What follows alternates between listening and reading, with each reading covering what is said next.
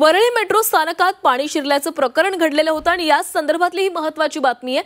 कंत्राटदाराला 10 लाखांचा दंड ठोठावण्यात आलाय। आरटीआय कार्यकर्ते अनिल गलगलींची माहिती आहे। 26 मे रोजी हे मेट्रो स्थानकामध्ये पाणी शिरलेलं होतं आणि त्याच संदर्भात हा दंड ठोठावण्यात आलाय। 26 मे 2025 रोजी वरळीच्या आचार्य अत्रे चौक मेट्रो स्टेशनमध्ये पावसामुळे पाणी शिरल्याची घटना घडलेली होती। या घटनेमुळे मेट्रो स्टेशनवरील प्रवासी सेवा तात्काळ थांबवावी लागलेली होती। या प्रकरणी निष्काळजीपणा आणि नियोजनातील त्रुटी आढळल्याने कंत्राटदाराला 10 लाखांचा दंड ठोठावण्यात आलाय, अशी माहिती आरटीआय कार्यकर्ते अनिल गलगलींनी दिली आहे।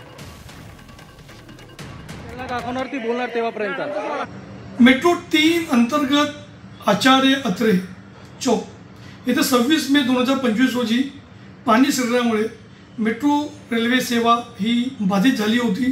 ती त्यांना रद्द करण्याची पाळी आली। या संपूर्ण प्रकरणामध्ये आम्ही मुख्यमंत्र्यांना पत्र पाठवलं होतं की त्या संबंधित कंत्राटदार आणि अधिकाऱ्यावर कारवाई करण्यात यावी। नुकतंच आम्ही माहिती अधिकाऱ्यामध्ये जेव्हा माहिती मागितली तर आम्हाला मेट्रो 3ने असं सांगितलं की डोगस सोमा नावाची जी कंपनी आहे त्यावरती मेट्रो 3ने 10 लाख रुपयाचा दंड आकारलेला आहे।